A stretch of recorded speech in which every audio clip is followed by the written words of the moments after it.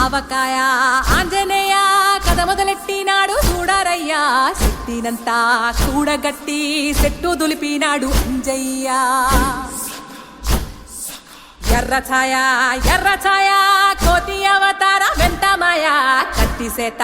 పట్టకుండా కాయ కోసినాడు కపిలయ్యా